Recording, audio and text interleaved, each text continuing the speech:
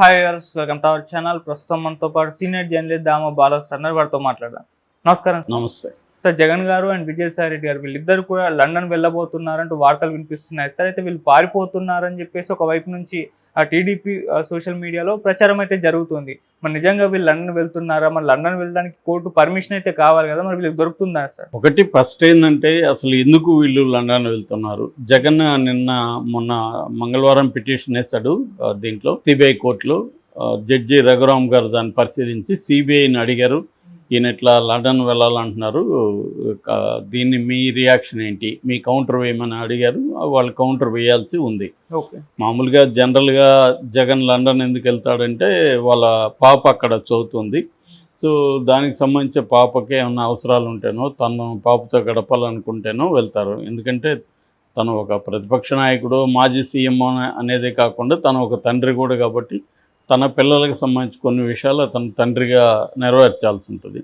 So ఆ రకంగా వెళ్ళే అవకాశం ఉంది. దాన్ని తెలుగుదేశం వాళ్ళు తనకి మెంటల్ ప్రాబ్లం ఉంది, లండన్లో మెడిసిన్ తీసుకుంటున్నాడు అనేది ప్రచారం చేస్తారు. మెంటల్ ప్రాబ్లం తీసుకున్నా కూడా తప్పేం లేదు. ప్రతి ఒక్కరికి ఫిజికల్ ప్రాబ్లం ఉంటే ఎలా తీసుకుంటారో మెంటల్ ప్రాబ్లం ఉన్నా తీసుకోవచ్చు. అదేమీ ఘోరమైన విషయం కాదు. అది నిజంగా మెంటల్ హెల్త్ ఉన్న వాళ్ళ పట్ల వివక్ష తప్ప అలా మాట్లాడడం అది కరెక్ట్ కాదు. సో కాకపోతే రాజకీయాల్లో ఇవాళ కరెక్టా కాదా, మోరల్గా రైటా లేదా అనేది ఎవడు చూడ్డు. మనకి హెల్ప్ అవుతుందా లేదా, ఎవడి మీద ఏమన్నా మాట్లాడచ్చు అనేది ఇప్పుడు వచ్చేసింది. మనకి హెల్ప్ అయితే ఎవరిని ఏదైనా ముద్ర వేసేయచ్చు, దానికి ఏం ఆధారాలు అవసరం లేదు అన్న ఒక పరిస్థితి ఉంది. కాబట్టి వాళ్ళు వీళ్ళ మీద వీళ్ళు వాళ్ళ మీద వేసుకుంటుంటారు. సో జగన్ ఇప్పుడు తన కూతురు అక్కడ చదువుతుంది కాబట్టి ఆ అమ్మాయికి సంబంధించి వీళ్ళు రావాలనేది కాజుగా చెప్పారు. ఎన్ని రోజులు ఏందని తెలియదు. ఆ మధ్యన మనకి జగన్ అండ్ భారతి పాస్పోర్ట్ ఆఫీస్లో కూడా కనపడడం అవన్నీ చూసాం కదా మనం. సో ఇక రెండవది విజయసాయిరెడ్డి 6 నెలల్లో 60 రోజులు పాటు యూరప్ వెళ్ళే దానికి పర్మిషన్ ఇవ్వండి అని అడిగారు. విజయసాయిరెడ్డి యాక్చువల్గా రాజ్యసభ సభ్యుడు. తను మామూలుగా ఇప్పుడు అనేక వాళ్ళకి వ్యాపారాలు ఉండొచ్చు, లేదా ఇవాళ టూరిజం అనేది వెరీ కామన్ అయిపోయింది. మామూలుగా ప్రజలు కూడా టూరిజంతో విదేశాల్లోకి వెళ్ళి సేద్తీరాలనేది లేకపోతే రిలాక్స్ అవ్వాలని కోరుకోవచ్చు. ఇంకా విజయసాయిరెడ్డి లాంటి వాళ్ళు పొలిటీషియన్లు ఇక్కడ కంటే కూడా సెలబ్రిటీలు కావచ్చు, పొలిటీషియన్లు కావచ్చు, విదేశాలకి ఎక్కువ ప్రిఫర్ ఎందుకు చేస్తారంటే ఇక్కడ వాళ్ళకి అంత ప్రైవసీ ఉండదు. అక్కడ కూడా ఈ మధ్య తగ్గింది, కానీ కొన్ని దేశాల్లో కొంతవరకు ప్రైవసీ దొరుకుతుంది. సో అందుకని వాళ్ళు యూరోప్ లాంటి దేశాల్లో ఎక్కడైతే తెలుగు ప్రజలు క్రౌడ్ తక్కువ ఉంటుందో ఆయా దేశాలకు వెళ్ళడానికి వాళ్ళు ట్రై చేస్తారు. అట్లాగే కొంతమంది మెడికల్ ఫెసిలిటీస్ వేరే దగ్గర ఉంటాయి కాబట్టి అక్కడ కూడా వెళ్ళే అవకాశం ఉంది. ఏదేమైనా వీళ్ళు కేసులు వీళ్ళ మీద ఉన్నాయి. సిబిఐ పర్మిషన్, కోర్టు పర్మిషన్ లేకుండా వీళ్ళు విదేశాలకు వెళ్ళడానికి లేదు. జగన్ గత 10 ఏళ్ళుగా ఎప్పుడు విదేశాలకు వెళ్ళినా సిబిఐ కోర్టు పర్మిషన్ తీసుకొని వెళ్తున్నాడు. అట్లాగే ఇప్పుడు చంద్రబాబు, లోకేష్ కూడా ఎలక్షన్ తర్వాత వెళ్ళారు. వాళ్ళు ఎక్కడికి వెళ్ళారో కూడా ఎవరికి చెప్పలేదు. కానీ జగన్ది వచ్చేసరికి ఏమో పర్మిషన్ తీసుకోవాలి కాబట్టి ఇది చర్చనీయాంశం అవుతుంది. మామూలుగా అయితే జగన్ విదేశాలకు వెళ్ళడం అనేది పెద్ద ఇష్యూ కాదు. అదేమీ పబ్లిక్ సమస్య కాదు. తనకు పర్సనల్ వ్యవహారాలు కూడా ఉంటాయి. ఇప్పుడు చంద్రబాబుకి ఉంటాయి, లోకేష్కి ఉంటాయి, పవన్ కళ్యాణ్ అందరికి కూడా, రాజకీయ నాయకులకు అందరికి కూడా వాళ్ళు పబ్లిక్ ఫిగర్స్ అయినంత మాత్రాన వాళ్ళకి పర్సనల్ లైఫ్ ఉండదని మనం అనుకోవడానికి లేదు. వాళ్ళకి పర్సనల్ లైఫ్ ఉంటుంది. దానికి సంబంధించి చెప్పాల్సిన అవసరం లేదు. ఇప్పుడు చంద్రబాబు వెళ్ళాడంటే ఆయన చెప్పాల్సిన అవసరం ఏం లేదు. తన ప్రైవేట్ ట్రిప్ గురించి చెప్పాల్సిన అవసరం. జగన్ అంతే. జగన్ తన ప్రైవేట్ ట్రిప్ గురించి ప్రజలకు చెప్పాల్సిన అవసరం ఏమీ లేదు. ఎందుకంటే అది ప్రజల జీవితాలకి ఏ రకమైన సంబంధం లేదు, ప్రైవేట్ ట్రిప్ కాబట్టి.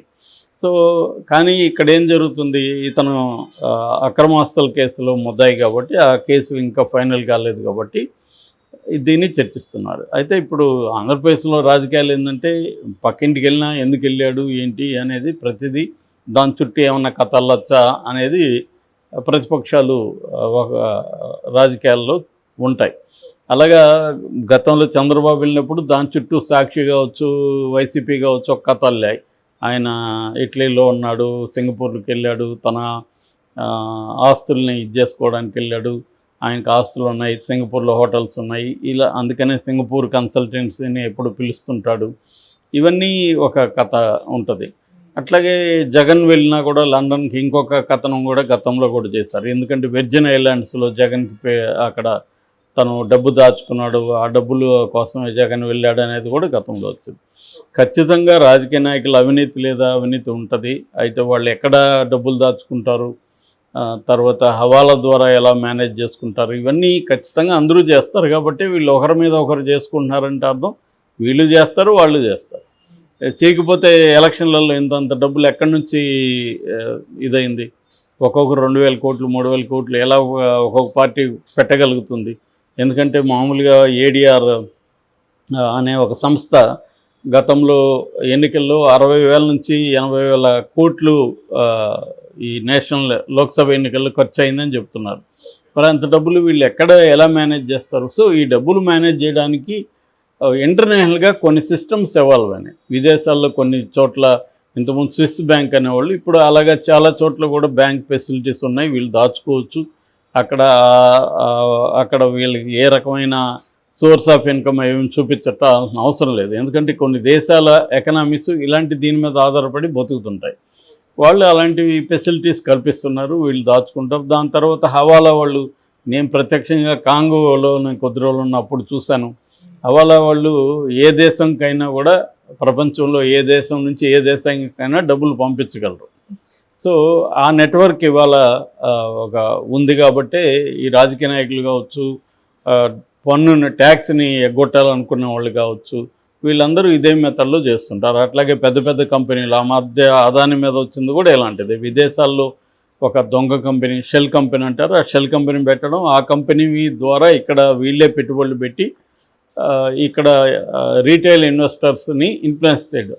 రీటైల్ ఇన్వెస్టర్స్ ఏంటంటే విదేశీ పెట్టుబడులు కానీ ఒక షేర్లో పెట్టారంటే, కంపెనీలో షేర్లు ఎక్కువ కొన్నారంటే ఇది గ్యారంటీగా మంచి కంపెనీ ఉంటుంది, ఖచ్చితంగా గ్రోత్ ఉంటుంది అని వీళ్ళు కూడా కొంటారు రీటైలర్.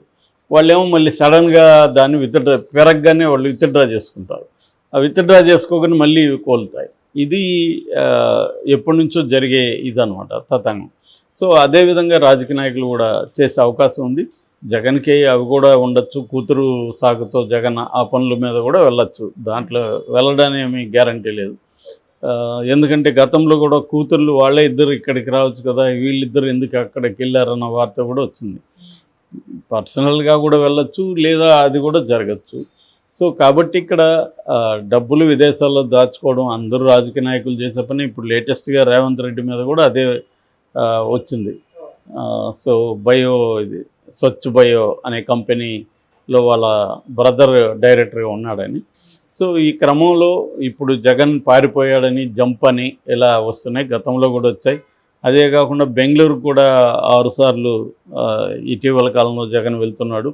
సో ఎందుకు ఇలా పారిపోతున్నాడా అనేది ఉంది. కానీ నాకు తెలిసి వీళ్ళు ప్రతిపక్ష నాయకులు ఖచ్చితంగా ఫేస్ చేయాలి తప్ప పారిపోయే లాభం లేదు. ఇప్పుడు అట్లా అనుకుంటే కవిత పారిపోయి ఉండొచ్చు కదా, ఎందుకు జైల్లో కూర్చొనింది?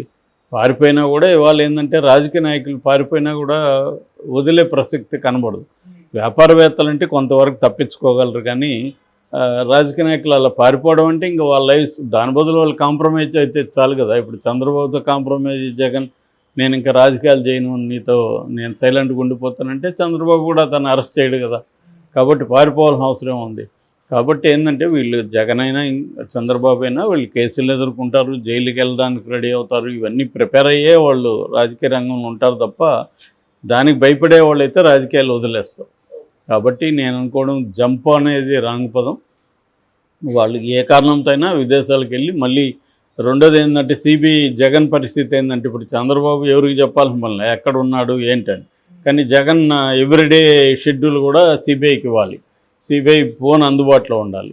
కాబట్టి జగన్ ఏ టైంలో ఎక్కడ ఉన్నాడో సిబిఐకి తెలియాలి. కాబట్టి అంత కండిషన్లు ఉంటాయి జగన్ అయినా విజయసాయి రెడ్డి అని.